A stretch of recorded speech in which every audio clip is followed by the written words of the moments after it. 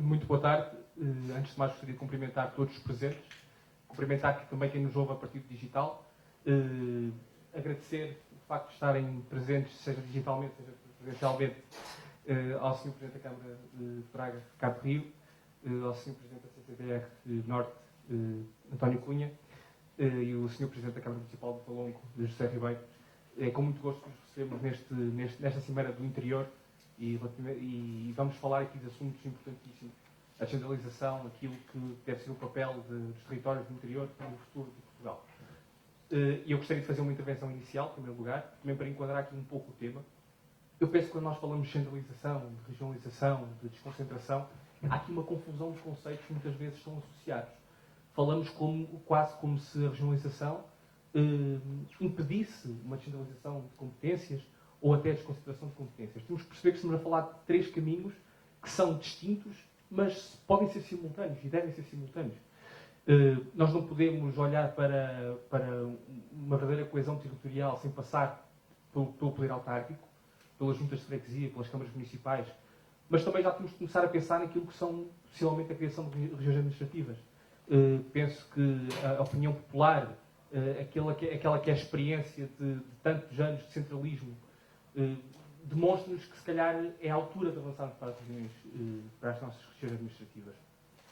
E aqui gostaria de destacar um movimento pelo interior, onde posso, e tenho orgulho de dizer que o meu autarca, o Presidente da Câmara Municipal de Vila Real, Rui Santos, fez parte deste movimento e apresentou um relatório com imensos pontos que acho que são relevantíssimos para aquilo que é o futuro de Portugal e do futuro do interior.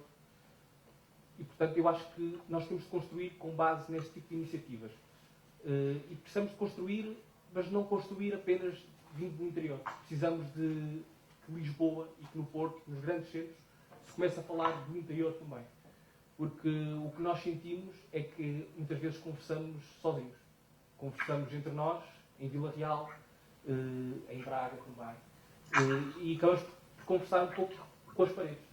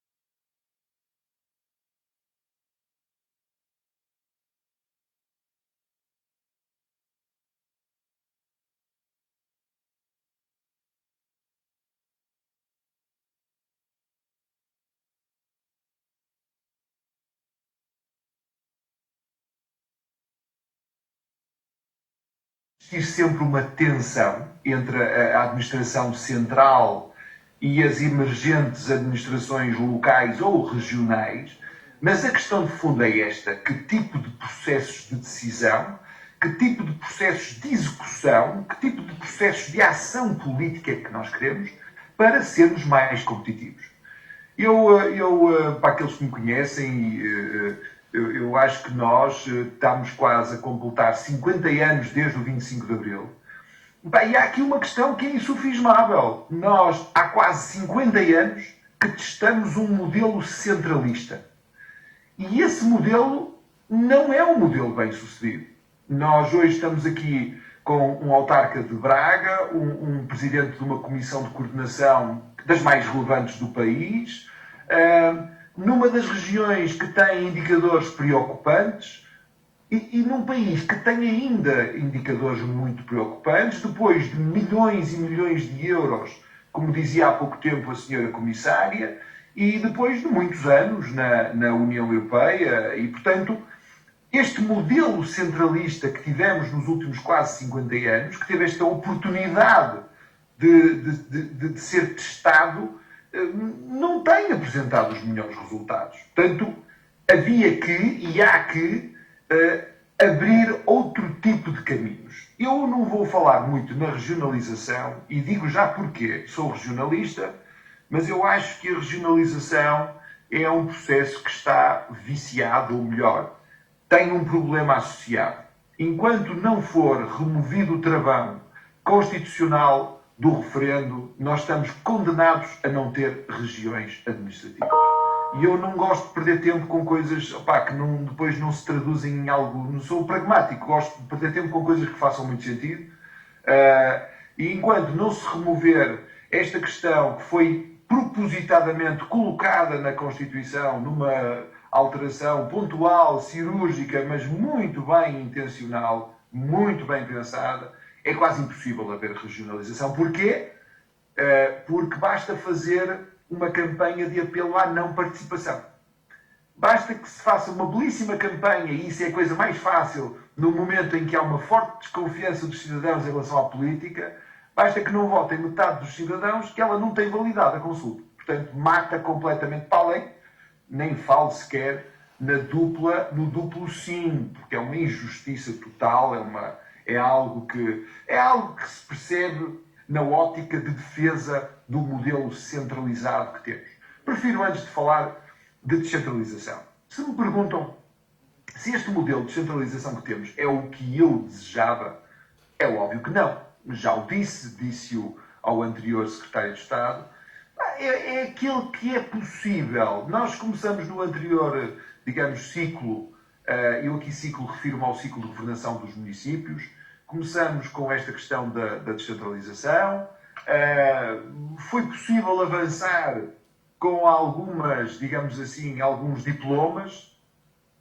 Eu acho que nestes diplomas é notória todo o processo negocial, eu acompanhei com muita atenção. Foi sempre muito notória a tensão entre a administração central e, sobretudo, a falta de vontade da administração central para abrir o dossiê. E, portanto, aquilo que nós alcançamos é objetivamente pouco.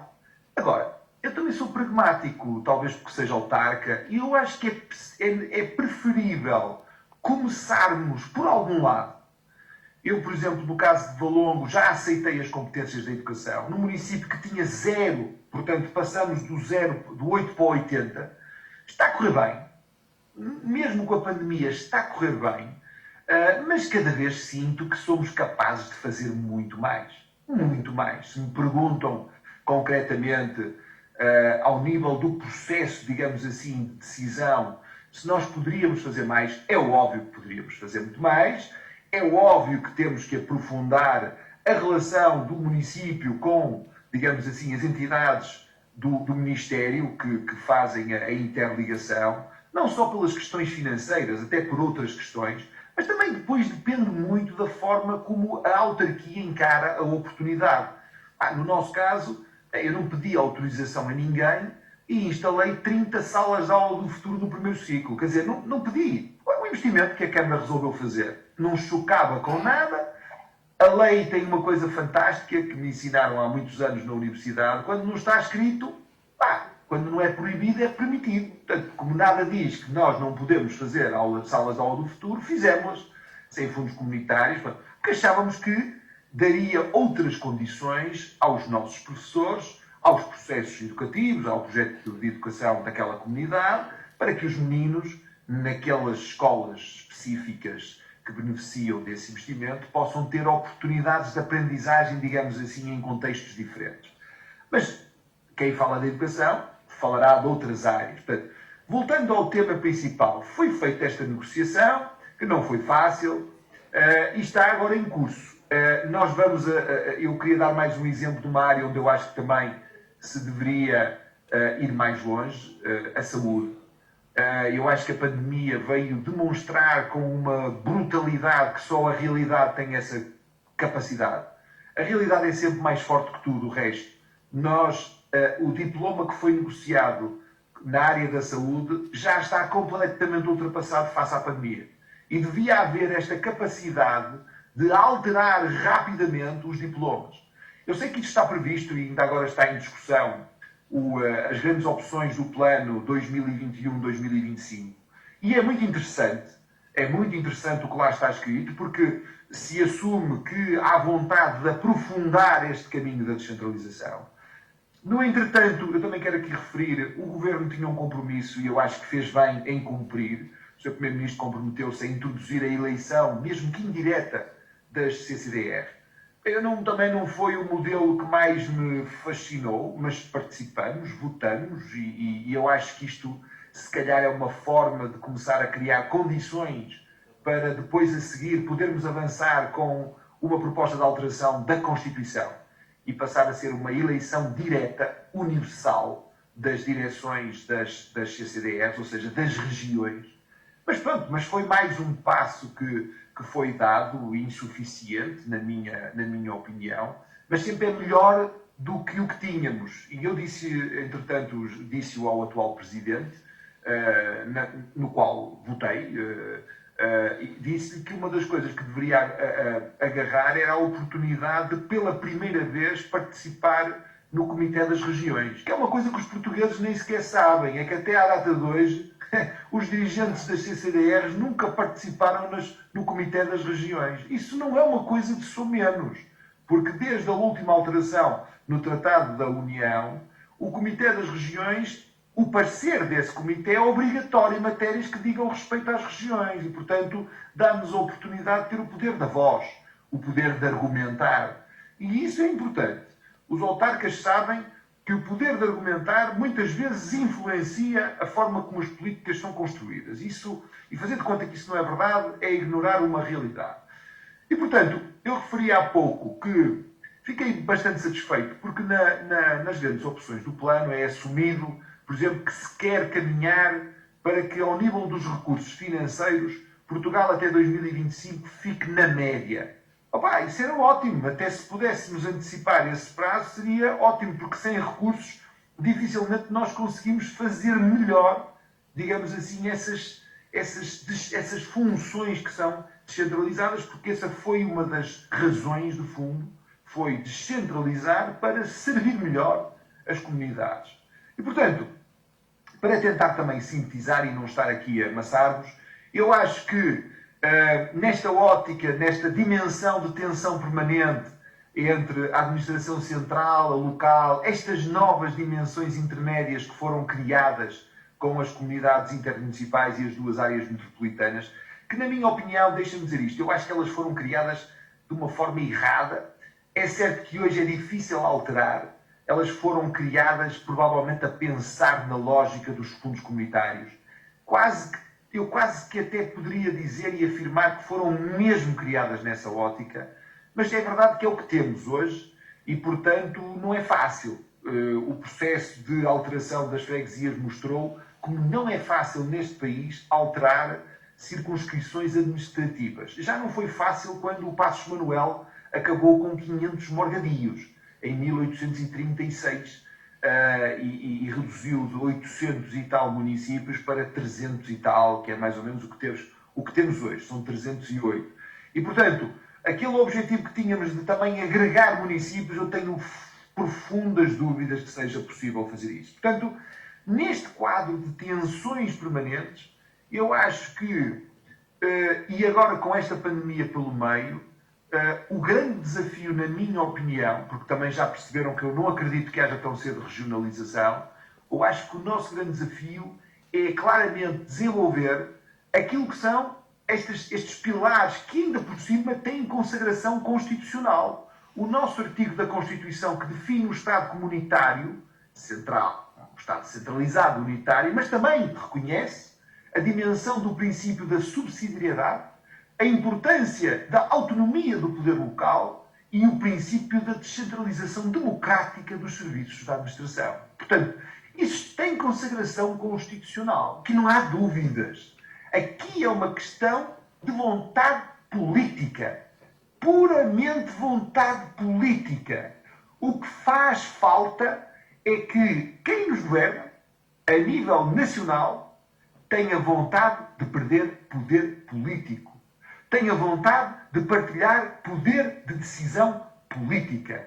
E tenha vontade de partilhar poder de ação e execução das políticas no plano da implementação. É uma dimensão que é pouco falada, mas esta dimensão da implementação das políticas é muito importante, que aliás é onde normalmente nós, autarcas, entramos, na fase da implementação.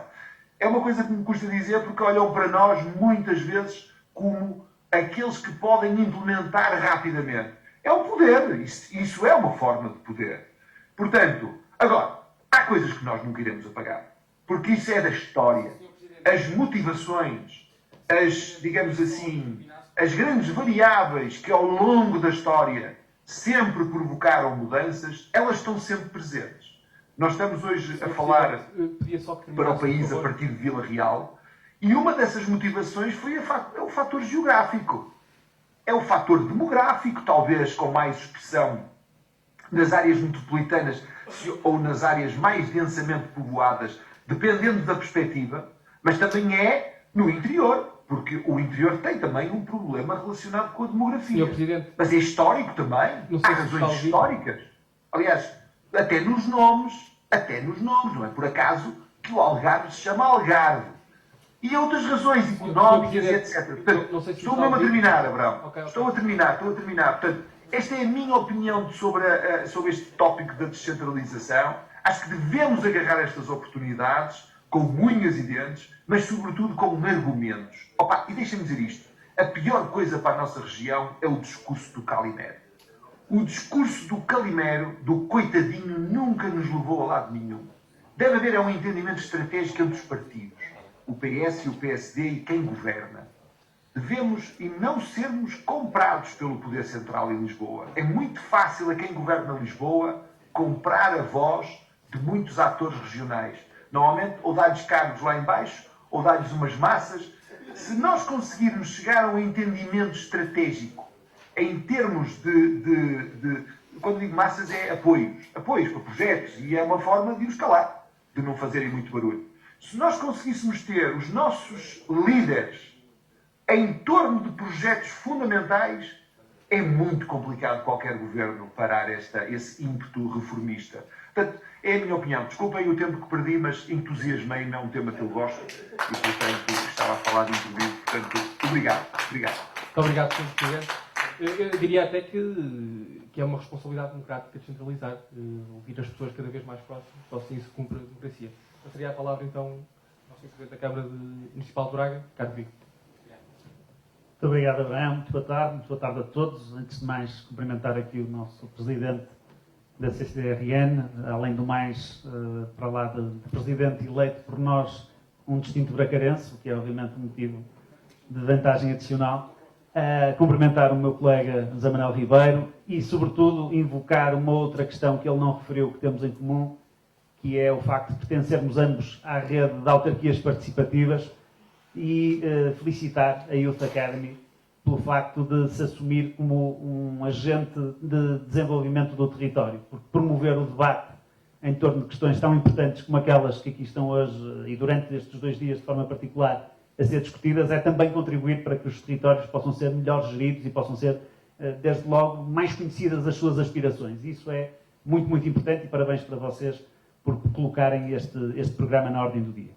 Esta questão da descentralização é uma questão daquelas discussões clássicas no nosso país. Nós, como ouvimos há pouco, já vamos quase com 50 anos de democracia e continuamos a discutir o que é que deve ser o modelo ideal de descentralização que deve ser implementado.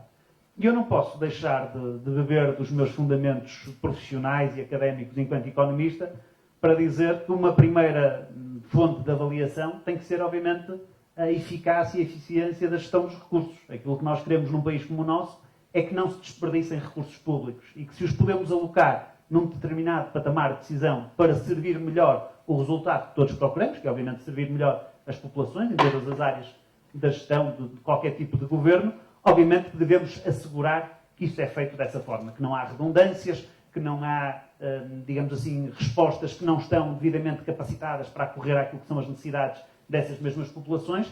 E, portanto, foi sempre um debate que nunca foi muito feito em condições, em verdade, que é de saber qual é a distribuição das responsabilidades pelos diferentes níveis de governo. E esses diferentes níveis de governo vão desde a junta de freguesia, às câmaras municipais, às comunidades intermunicipais e áreas metropolitanas, às regiões, que não existem, mas que deveriam existir enquanto estrutura governativa, até, obviamente, ao Estado Central e aos seus órgãos desconcentrados que existem por todo o território.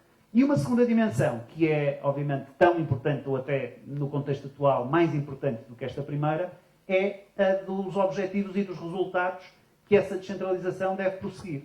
E eu, há pouco, ouvi o José Manuel Ribeiro a falar da questão da competitividade, eu sou mais afeto à área, à imagem da coesão. Aquilo que eu acho que nós devemos assegurar, enquanto estrutura pública, enquanto administração pública, é que qualquer cidadão, onde quer que se encontre no nosso país, possa ter acesso às mesmas perspectivas de desenvolvimento futuro. Esteja no interior, esteja no litoral, esteja no meio metropolitano, esteja num outro núcleo urbano dos mais desenvolvidos, como Braga, que o país possa ter. E nem sempre esse princípio é devidamente valorizado, e quando nós, muitas vezes, assistimos a este discurso de que há um esquecimento de determinadas áreas do país, de que não há políticas que estimulem o seu desenvolvimento equilibrado, é porque, de facto, não há maneira de descamotear isto. Há uma falta de compromisso com a promoção de um desenvolvimento equilibrado do país e de uma maior coesão em todo o país. Aliás, isso depois reflete-se em todos os processos. Pegamos num caso que está muito quente e muito recente, que é esta questão da alocação das verbas do Plano de Recuperação e Resiliência, e percebe-se que são decisões tomadas em gabinetes, nos ministérios, sem a auscultação dos agentes do território, sem a auscultação sequer de quem tem legitimidade política para representar os territórios, dos outros agentes da sociedade civil, e tomam decisões que, efetivamente, muitas vezes são perfeitamente incompreensíveis e consideramos nós algo discriminatórias face àquilo que são as necessidades dos diferentes territórios. Dito isto, obviamente, quando se fala da questão da descentralização, eu também concordo com a tua introdução, quando tu dizias que não são modelos concorrenciais. Nós temos que olhar para essas diferentes vertentes de concretizar, diferentes formas de concretizar um processo de descentralização, como formas complementares e igualmente importantes. Nós temos que capacitar cada vez mais o poder local, e capacitá-lo é dotá-lo dos recursos para poder fazer mais do que aquilo que faz hoje, ou pelo menos para não se verificar aquilo que nós assistimos ao longo dos últimos anos, por todo o país, que é, muitas vezes, vermos o Estado Central pendurado no poder local. Quer-se ampliar uma determinada resposta, pede-se à Câmara para arranjar um edifício, para arranjar um terreno, para arranjar recursos humanos, para arranjar serviços que possam complementar aquilo que são as respostas do Estado. Quando uma Câmara Municipal quer aceder a um edifício público que está devoluto ou uma qualquer iniciativa que dependa da vontade do Estado Central, aí já não, tem que ser tudo a título oneroso e, portanto, tem que salvaguardar o interesse financeiro do Estado e já não se pode potenciar aquilo que são os projetos locais.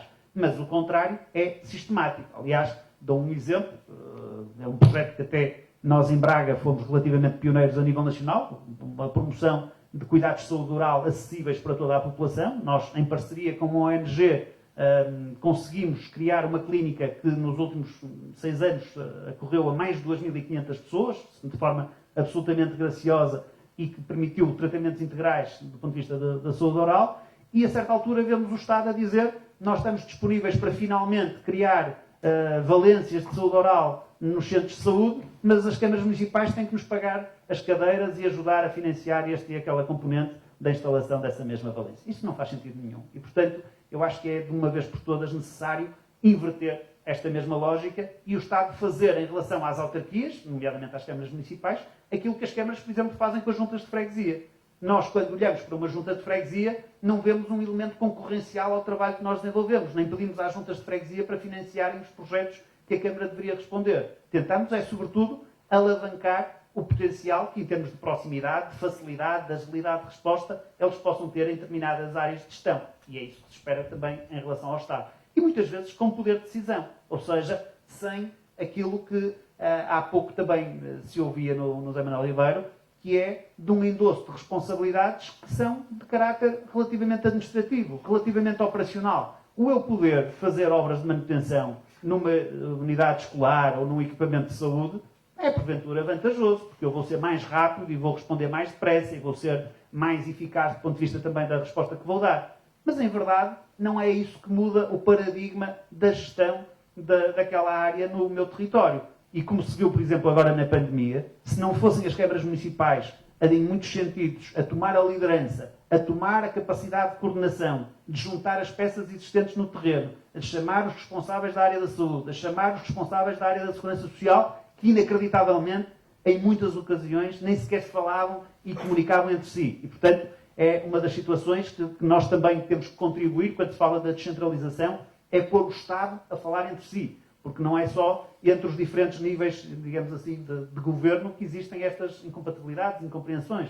É dentro dos próprios silos de cada uma das estruturas do Estado Central que isso não existe. Por exemplo, quando se vê agora o caminho que está a ser trilhado, lentamente, mas positivamente, de começar a centralizar determinados serviços, por exemplo, nas comissões de coordenação, isso é extremamente positivo, porque não faz sentido nenhum nós andarmos a ter que bater a 3, 4, 5 portas diferentes para tratar do mesmo assunto. E isso é algo que, infelizmente, ainda vai acontecendo muitas vezes. Demasiadas vezes, diria até. E, portanto, eu, no cômputo geral, acho que é possível e necessário reforçar o poder das autarquias. O poder, quer em termos de decisão, quer em termos de capacidade de intervenção das autarquias locais, que se deve complementar com estruturas de âmbito regional que tenham legitimidade democrática, ainda reforçada face àquela que hoje o Sr. Presidente tem. Na verdade, ele já tem mais representatividade do que teve o seu antecessor, que foi eleito pelos autarcas e por todo um conjunto de representantes da região, mas tudo isto deve ser feito também numa lógica, digamos assim, de complementaridade e digamos assim, de capacitação da própria resposta do Estado. E eu, a rematar esta intervenção inicial, naturalmente depois poderemos aprofundar em relação à questão de vários exemplos do que está a ser feito e do que se poderá fazer, só divergiria de uma questão em relação àquilo que foi dito pelo Zé Manuel Ribeiro, que é a questão da renúncia ao aprofundar da regionalização por força das condicionantes do modelo formal que se tem que seguir. É óbvio que não poderá haver regionalização no futuro próximo sem haver um referendo. Mas eu acho que não cumprir essas etapas e abdicar de seguir esse caminho é alienar os princípios à demagogia. Porque aquilo que nós temos que ter consciência é que os principais argumentos que se podem apontar contra esse modelo são de caráter demagógico, são daquele tipo de estereótipos que facilmente se conseguem reproduzir e alavancar, que o Estado consome muito, que se estão a criar lugares, que se estão a criar carreiras, que estão a contratar mais pessoas, em vez de se olhar para aquilo que são os reais benefícios que podem decorrer desse modelo. Muito obrigado.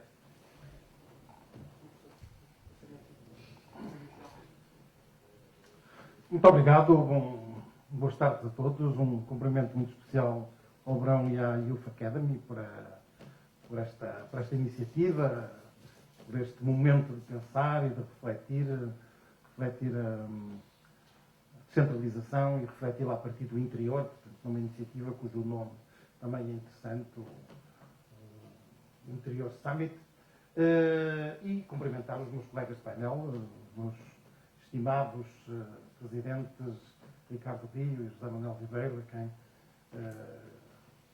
com muito prazer participo neste debate. Nós temos um país historicamente centralista, não é? Nós temos um país em que o centralismo foi e em nome de supostas vantagens. Isso aconteceu historicamente, aconteceu até com o próprio feudalismo frágil que Portugal teve, porque era preciso criar um reino e era preciso, portanto, ganhar dimensão para lutar contra o inimigo comum. Depois foi o movimento das descobertas e, com certeza, a partir de Dom João II, a centralização ainda foi maior. E depois vieram todos os outros momentos da nossa história, incluindo no século XX, onde o centralismo ganhou ainda dimensões mais exageradas. E o centralismo foi sempre feito em nome da eficiência, em nome de uma capacidade de gerir recursos mais adequada, numa capacidade de poder haver uma integração e um suposto desenvolvimento mais harmonioso do país. Portanto, e hoje em dia, e o centralismo tem, à medida que o tempo passa, tem diferentes formas e tem diferentes declinações.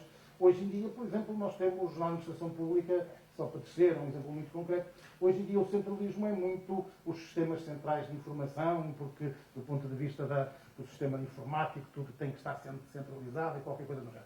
Não tem nada que ser.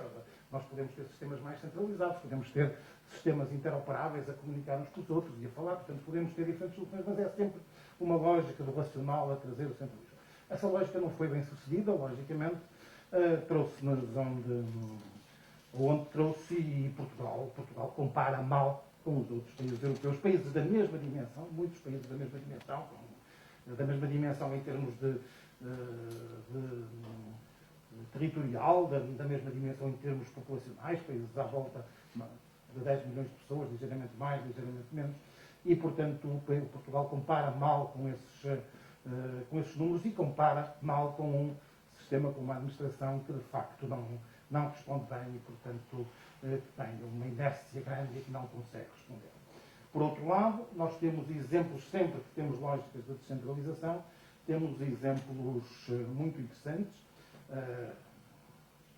desde logo o aprofundar se há uma conquista importante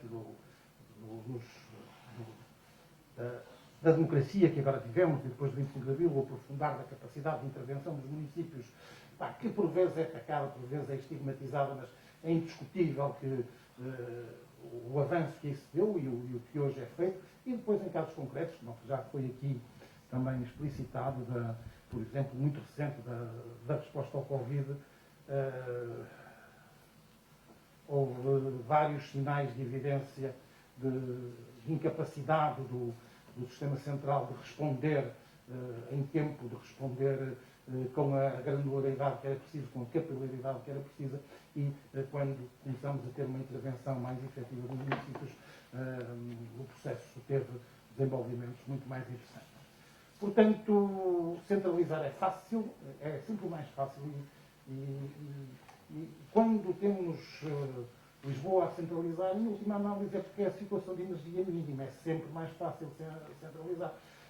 Se nós perguntarmos e se questionarmos alguns dos nossos governantes porque é que, agora foi citado aqui pelo Presidente Ricardo Rio, porque é que com o PRR o sistema foi feito de modo muito centralizado, porque é que não houve uma grande discussão e uma participação, fundamentalmente porque não havia tempo, porque era preciso, os prazos eram muito curtos, portanto, há sempre uma desculpa para justificar a solução de energia mínima, que é a solução central. Por outro lado, nós estamos, importa dizê-lo, a dar alguns passos interessantes no sentido de descentralizar. Há um quadro legal nesse sentido, há reforço das competências dos municípios que já aqui foram referidas, há documentos importantes de enquadramento político, desde logo com o famoso relatório Cravinho da Assembleia da República de 2018, portanto, que aponta claramente nas vantagens de uma descentralização que, sim, construindo e com uma meta clara de uma futura regionalização, não a definindo, mas que o caminho será esse. Temos um reforço das competências das comissões de coordenação e, portanto, e da estrutura de gestão regional, uma legitimação das suas estruturas diretivas, com a eleição do Presidente e dos Vice-Presidentes. O Presidente José Manuel Ribeiro, com a sua simpatia normal, pôs uma nota de humor na sua intervenção a dizer que estava aqui o Presidente da Comissão de Coordenação e que ele que estava a escrutiná-lo e a ver portanto, isto que foi dito com uma nota de humor, isto é importante, isto é muito importante. O facto de termos alguém que é eleito por um determinado colégio eleitoral significa que, de um modo mais formal ou menos formal, esse alguém tem que prestar contas a esse colégio eleitoral. Isso está a acontecer e esse caminho nós estamos a fazer. Isso é absolutamente essencial. Eu não acredito em lógicas de gestão da administração pública sem um processo claro de prestação de contas. Portanto, e prestação de contas a alguém e com certeza com uma legitimação democrática. E, portanto, é um caminho que estamos a fazer que passará por uma integração como já foi referido também pelo Ricardo Rio, por vários serviços da Administração Central das suas delegações regionais nas comissões de coordenação. Portanto, é um caminho que está a ser feito. Com certeza, não tenho dúvidas, ele continuará com algumas hesitações, mas o caminho está a ser feito. Importa de facto acelerá-lo, importa que ele seja o mais célebre possível. É um caminho que tem que ser feito a partir de uma construção, portanto, de integração de competências e que são conseguidas à custa de competências que estão no Governo Central e, com certeza, em paralelo com um reforço que também está a acontecer das competências das autarquias, nomeadamente, os exemplos já foram aqui referidos, na educação e na saúde, são exemplos interessantes e que certamente os resultados também todos os estamos a ver e que são muito, muito positivos. Portanto, este é um caminho que estamos a percorrer. Contudo, e para dar uma nota, portanto, de alguma preocupação, talvez a palavra mais, uma das palavras mais que definem melhor o tempo que estamos a viver e o tempo que resulta do digital e o tempo que resulta dos desafios que temos com a questão energético-ambiental, nós estamos num tempo em que o tempo é cada vez mais curto. O tempo é pequeno, o tempo não é aquilo que gostaríamos de ter para as transformações que temos que fazer. E este é talvez um dos principais desafios para com a administração pública, é a capacidade que é exigida cada vez mais da administração em tomar decisões em tempo útil, porque o tempo, de facto, hoje é mais rápido do que era antes. Isto tem a ver muito com o interior, O interior, temos municípios aqui, nesta zona, em que as taxas de perda de população são extremamente grandes e que terão que ser invertidas, devem ser invertidas, mas há um tempo para as fazer. Se nós deixarmos passar uma década a mais e não fazemos a inversão disso, depois já não será oportuno fazê-lo, já provavelmente, portanto, teremos danos irremediáveis. Temos, portanto, que fazer essas transformações em tempo útil. Eu estou numa casa que respeito imenso, a Continental, e, portanto, que é um exemplo de certamente um motor de desenvolvimento desta região.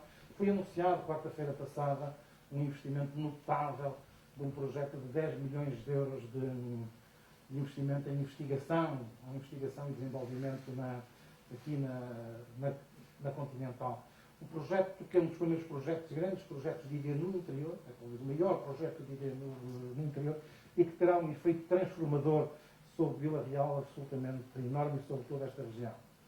Este projeto, e com certeza que provavelmente teremos daqui a pouco o engenheiro Miguel Pinto aqui connosco e a poder também confirmar, este projeto demorou mais de 2 anos a ser aprovado, pondo em risco quase a sua execução. Uma coisa destas é absolutamente inaceitável e só acontece porque temos um sistema centralizado e com decisões tomadas com total descontextualizadas daquilo que é a realidade e por pessoas aos mais diversos níveis que não entendem a realidade sobre aquilo que estão a decidir. E é isto que temos que inverter, e é isto que temos que inverter rapidamente, e é nisto que estamos comprometidos. Muito obrigado. Agradeço todas as intervenções feitas até agora. Realmente o tempo está a contar para o interior, mas também está a contar para nós. Já não temos muito tempo até ao término deste debate, desta conferência.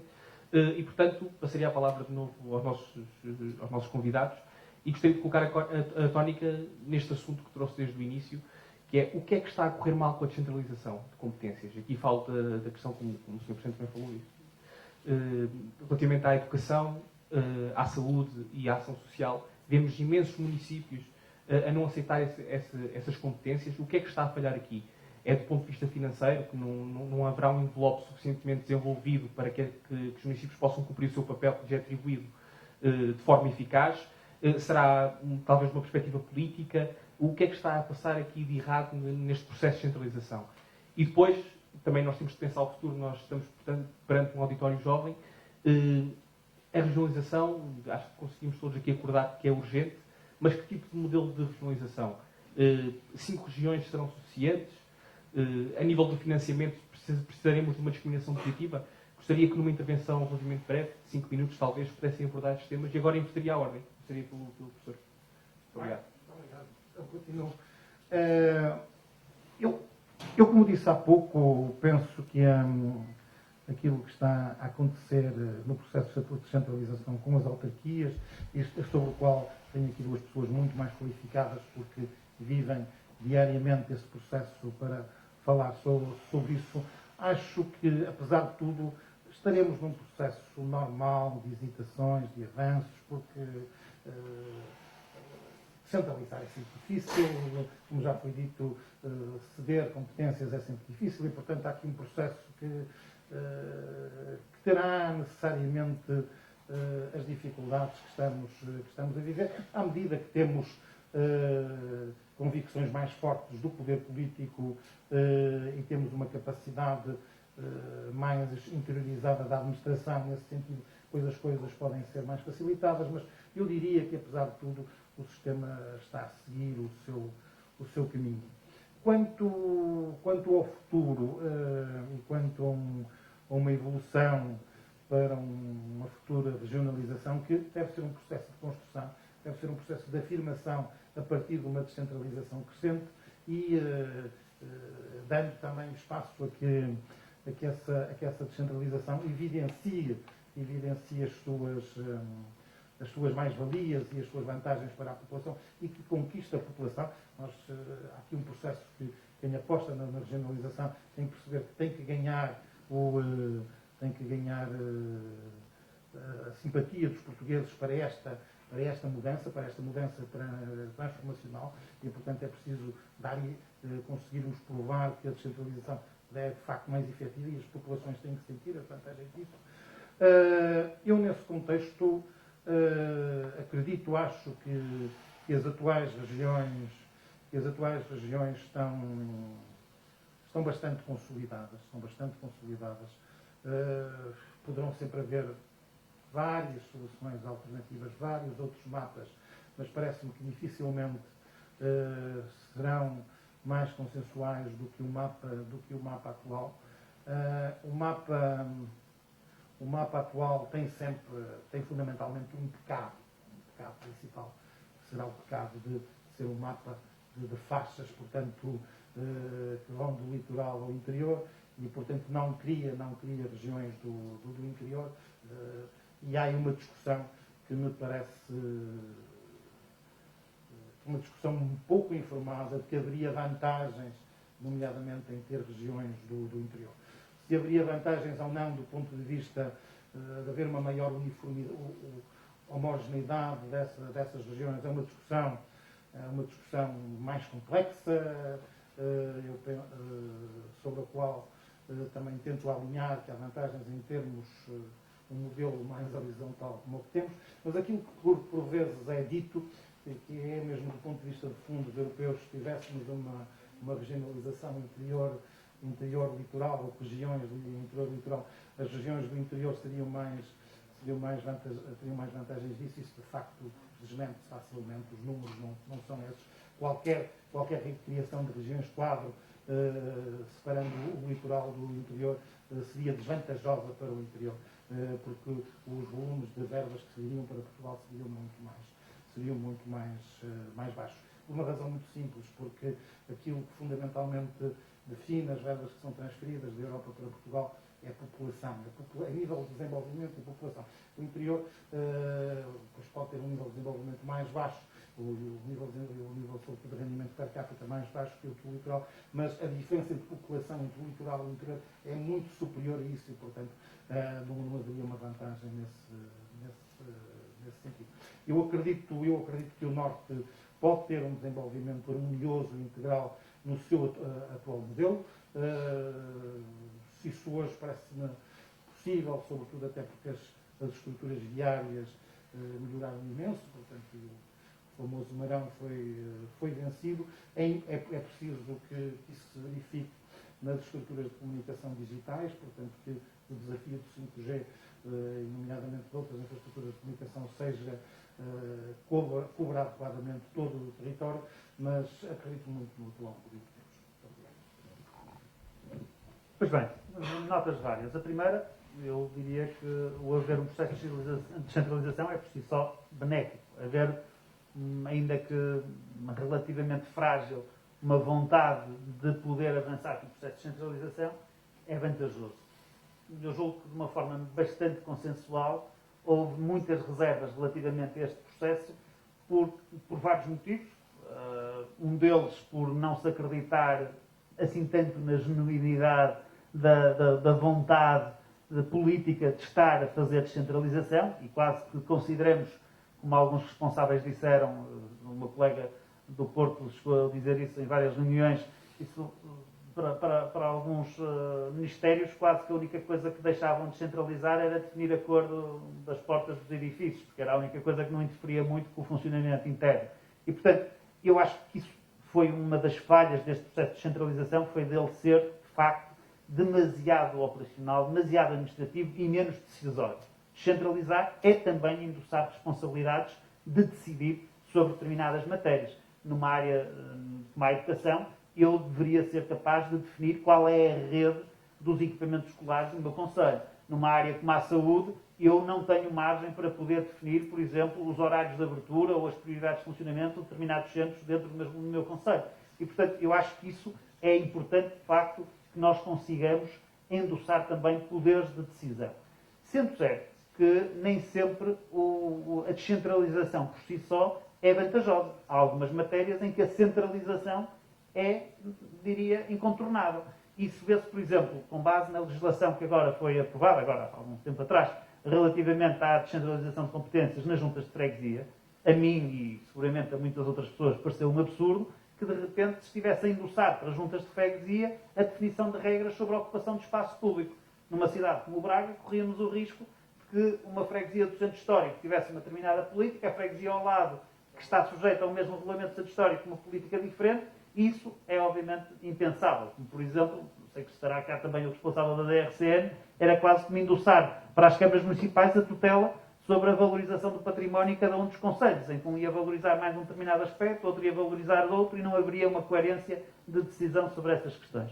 E, portanto, acho que é importante nestas matérias também perceber o que é que deve ser descentralizado e o que é que deve ser centralizado, ou pelo menos agregado em termos de decisão. E depois, o grande problema que se verificou neste processo de decisão, como sempre acontece, é a questão financeira. E a questão financeira nem foi só dos municípios considerarem que estavam a ser subfinanciados. Porque, para poderem avaliar se estavam a ser subfinanciados ou não, a primeira coisa que deveriam saber era, com rigor, quanto é que as coisas custavam. E o que se revelou foi uma fragilidade enorme da parte do Estado Central em prestar contas fiáveis sobre aquilo que gastava em relação a cada uma das matérias.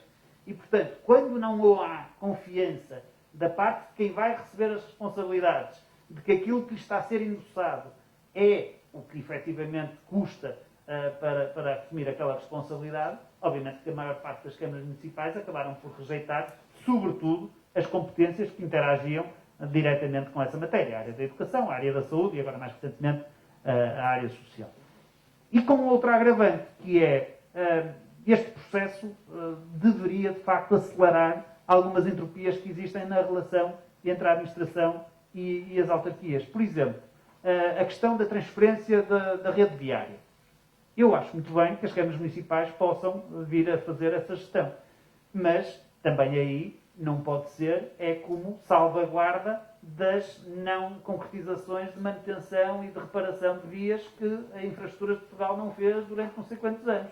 E de repente as câmaras municipais terem que tomar conta e reparar todas essas estradas. Como houve, por exemplo, o IRU andou a fazer, a tentar endossar para câmaras municipais a gestão de determinados parques habitacionais. Não faz sentido fazê-lo se eles não estiverem em condições ou se não houver um envelope financeiro que permita a respectiva reabilitação.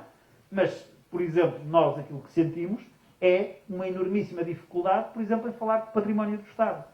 Há pouco eu falava daquela questão do aproveitamento de edifícios. Aqui o Sr. Presidente da CCDRN acompanhou algumas das diligências que nós fizemos até no interesse da própria Universidade, da que ele liderava também, e andamos há 4, 5 anos para conseguir, em articulação com o Património do Estado, fazer a migração de determinados ativos que estão completamente ao abandono em benefício de projetos de desenvolvimento local. Isso tem que ser claramente ultrapassado. E, finalmente, uma última nota que me parece muito importante do ponto de vista daquilo que há pouco foi dito pelo Sr. Presidente da CCDRN relativamente ao financiamento, que é, efetivamente, e ainda em boa hora a CCDRN e o Conselho Regional tomaram uma posição recente sobre essa matéria, tem que existir o poder de reivindicação do financiamento dos territórios na sua justa medida daquilo que é a ambição, e não apenas a ambição, mas aquilo que lhes é justamente atribuído. E aí o esforço não pode ser dos poderes públicos. O esforço tem que ser de todos os agentes do território.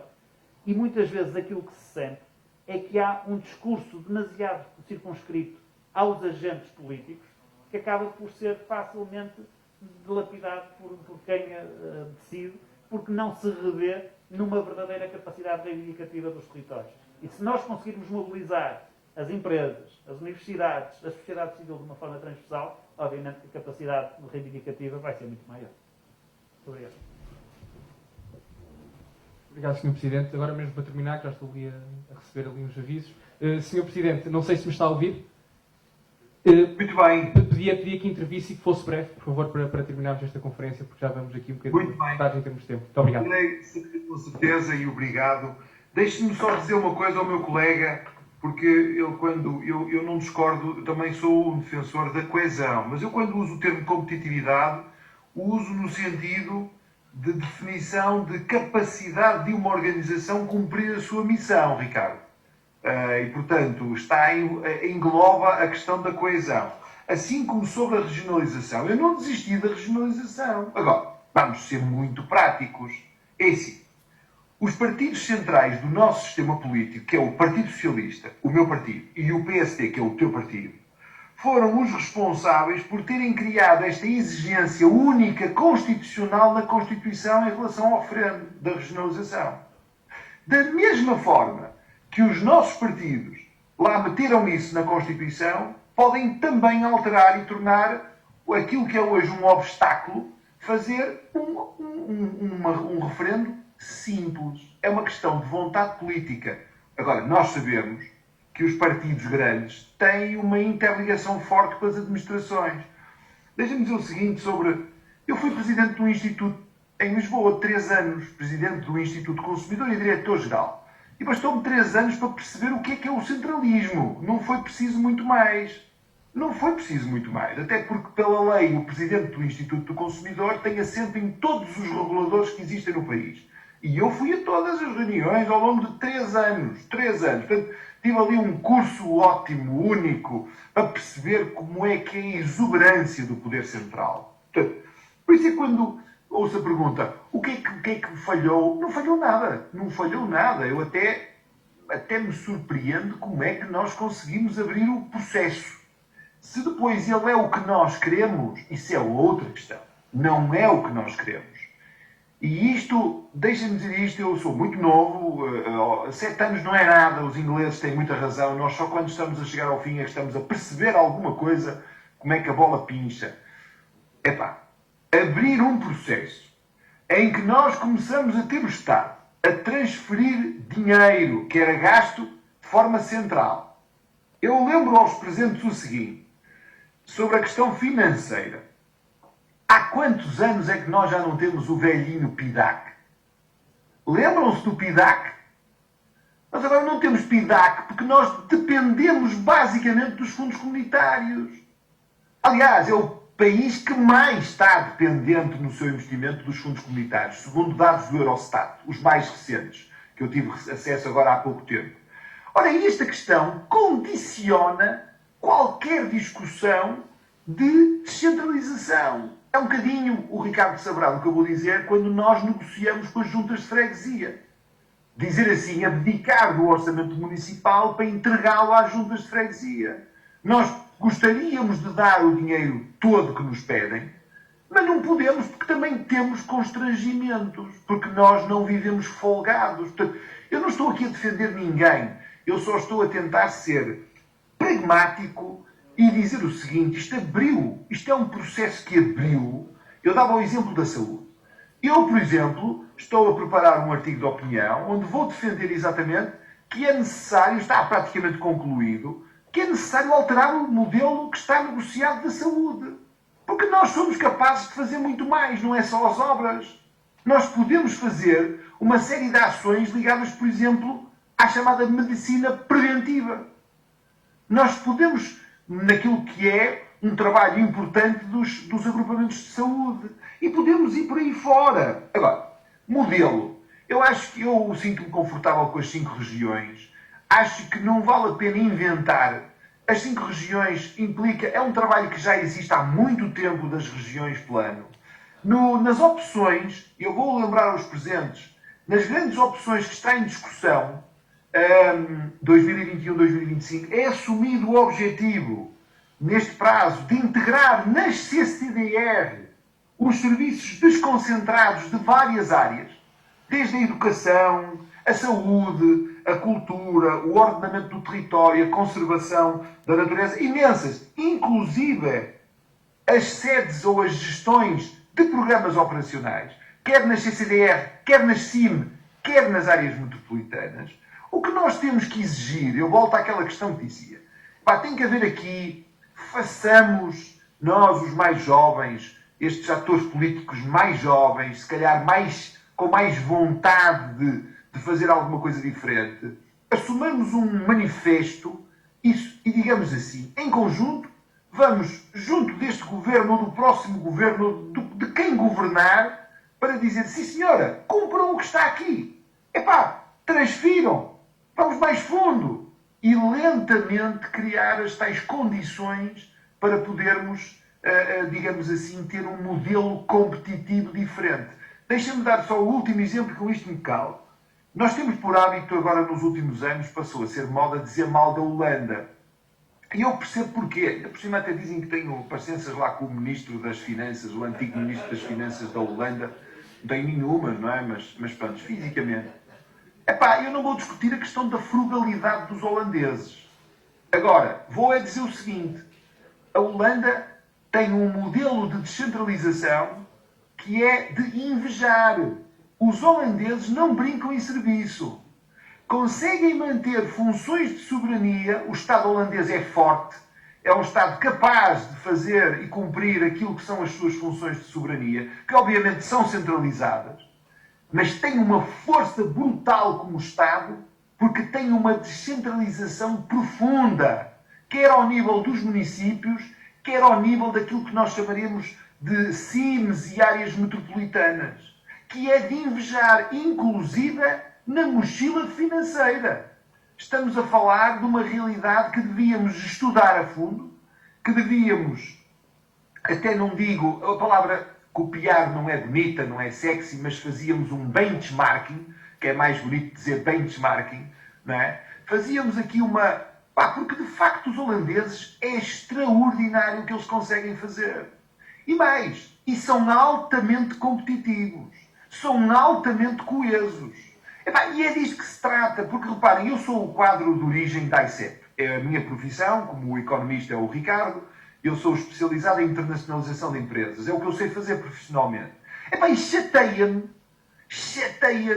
Lembro-me quando entrei para o ICEP, o velho ICEP, tivemos umas lições sobre o modelo de competição alemão. Como é que os alemães conseguem ser altamente competitivos do ponto de vista das exportações?